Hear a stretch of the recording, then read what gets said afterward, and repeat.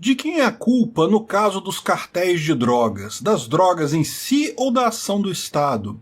Esse é o Visão Libertária, sua fonte de informações descentralizadas e distribuídas. A polícia mexicana prendeu, poucos dias atrás, o narcotraficante Ovidio Guzmán López, conhecido como El Ratón, um dos cabeças do Cartel de Sinaloa, grupo que desenvolve suas atividades criminosas no México desde os anos 1980. Ovidio, porém, é mais famoso por ser filho de Joaquín Guzmán, mais conhecido como El Chapo, fundador e líder do Cartel de Sinaloa, atualmente cumprindo pena de prisão perpétua nos Estados Unidos, para onde foi extraditado em 2019. As autoridades mexicanas levaram 3 anos para recapturar Ovidio, isso porque em 2019 o narcotraficante já havia sido preso, mas a resposta do Cartel de Sinaloa foi tão violenta que o governo mexicano determinou sua soltura para evitar que a violência escalasse ainda mais. O cartel, por sinal, respondeu a essa nova prisão da mesma forma. Estradas foram fechadas, veículos foram incendiados, um toque de recolher foi decretado e até mesmo aviões foram atacados no aeroporto de Culiacán. O problema da escalada de violência por parte das organizações criminosas especializadas no tráfico de drogas tem se alastrado por todo o mundo, mas o caso mexicano é particularmente mais sangrento. Os cartéis de drogas, os grupos altamente especializados e violentos, responsáveis pela movimentação de dezenas de bilhões de dólares por ano, dominam o tráfico de drogas no país. Atividade altamente rentável, uma vez que o maior mercado consumidor dessas substâncias no mundo, os Estados Unidos, possui uma fronteira de mais de 3.000 quilômetros com o México. Atualmente, todo o território mexicano é dividido entre os 10 principais cartéis de drogas em atividades no país. Mas estima-se que existam 400 grupos criminosos distribuídos por todo o seu território.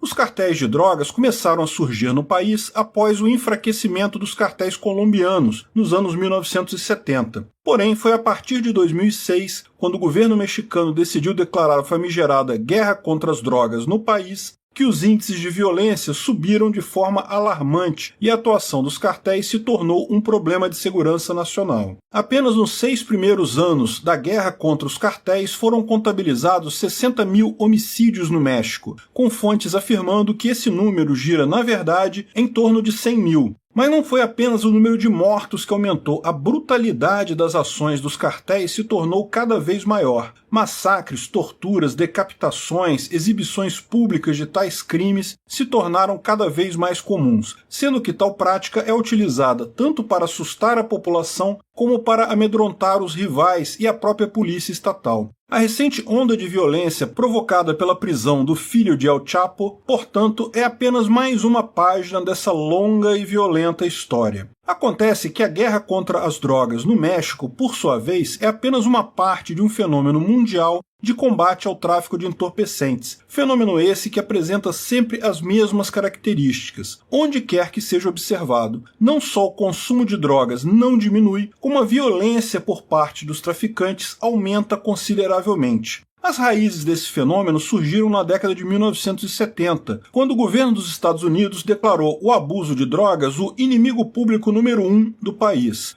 Palavras utilizadas pelo então presidente Richard Nixon em um famoso discurso. Decorridos 50 anos do início dessa campanha, que se alastrou por influência dos Estados Unidos para diversos outros países, especialmente aqueles localizados na América Latina e que são conhecidos por serem produtores de substâncias proibidas, os resultados são, no mínimo, catastróficos. Estima-se que o governo norte-americano destina mais de 50 bilhões de dólares por ano ao combate às drogas, sem que, com isso, o número de usuários tenha diminuído. Por outro lado, desde que a guerra às drogas foi declarada, os comerciantes de entorpecente foram se tornando cada vez mais violentos e sanguinários. Traficantes locais foram sendo substituídos aos poucos por grupos organizados munidos de armamento de alto calibre e com dinheiro suficiente para corromper autoridades públicas, e especializados em impor um império de terror onde quer que se instalem. Não foi por acaso que o primeiro cartel de drogas a se formar na América Latina, o Cartel de Medellín, na Colômbia, tenha sido fundado por Pablo Escobar logo no ano seguinte ao discurso do presidente Nixon. O fato é que a proibição estatal do tráfico de drogas torna essa atividade, que é altamente lucrativa, mais violenta.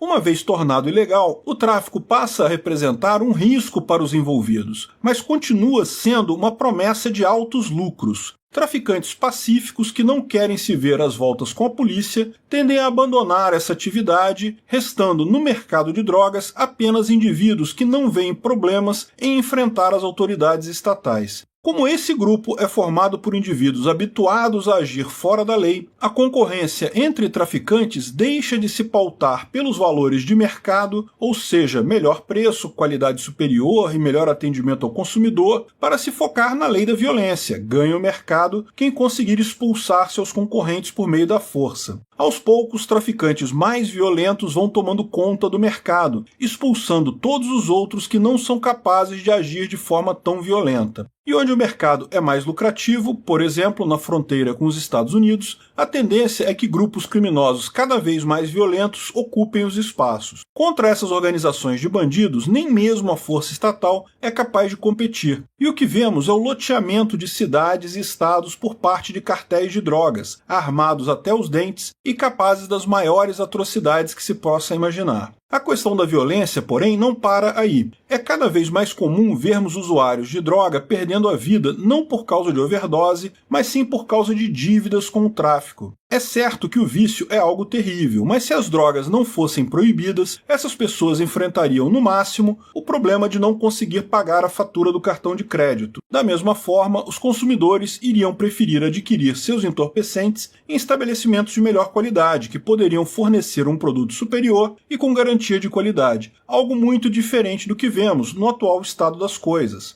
A oferta de drogas, não obstante todos os esforços empreendidos por estados ao redor do mundo tendo por objetivo a sua contenção, é cada vez maior e por um motivo muito simples. Existe uma demanda recorrente por essas substâncias por parte de seu mercado consumidor. E onde existir demanda, haverá uma oferta proporcional para atendê-la. Não importa o quanto o Estado aumente seus esforços, invista mais recursos no combate ao tráfico, se alguém quiser consumir qualquer tipo de droga, essa pessoa encontrará facilmente perto da sua casa. Algumas pessoas argumentam de forma desonesta que nós libertários afirmamos que os atuais traficantes seriam pacíficos comerciantes se as drogas fossem liberadas. Essa afirmação é uma grande tolice, mas vale a pena esclarecer esse ponto. Indivíduos como El Ratón, Pablo Escobar, Marcola ou qualquer outro dessa estirpe são psicopatas criminosos. Caso as drogas fossem liberadas, eles não se tornariam comerciantes e empreendedores, eles simplesmente mudariam de ramo, passando a atuar em outras áreas ilegais como assalto a banco, tráfico de pessoas e o muito rentável mercado dos atravessadores de fronteira. Esses criminosos só se tornaram senhores do tráfico de drogas porque esse negócio, sendo ilegal, se torna muito mais lucrativo do que outras práticas criminosas citadas. Não estamos aqui incentivando o uso de entorpecentes ou de qualquer substância prejudicial à saúde. Drogas causam transtornos pessoais, familiares e sociais que não podem ser desprezados e devem ser evitadas por todos. Isso, porém, não muda o fato de que, em primeiro lugar, é uma violação ética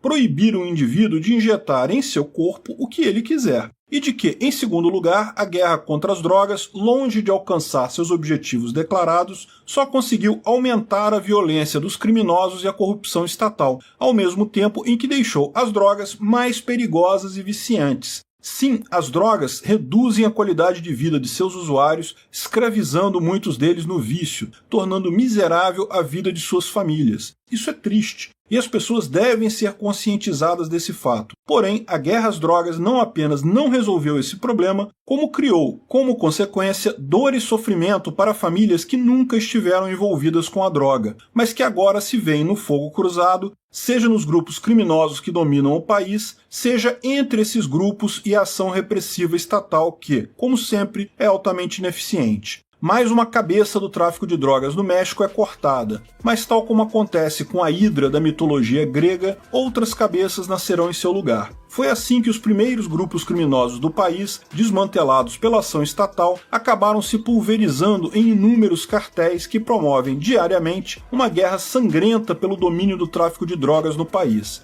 Mas os cartéis não são a causa do problema, apenas a sua consequência mais visível. A causa real do problema das drogas está na desastrada ação estatal, que conseguiu transformar em 50 anos uma mera contravenção social numa guerra que ceifa todos os anos a vida de milhares de inocentes. Obrigado por sua audiência. Esse artigo foi sugerido e escrito por Quintessência, revisado por Donda e narrado por Peter Turguniev. Se você gostou desse vídeo, clique no ícone de curtir abaixo e compartilhe o vídeo em sua rede social. Se você deseja ser notificado de outros vídeos, clique em se inscrever e depois no ícone da campainha. Até a próxima!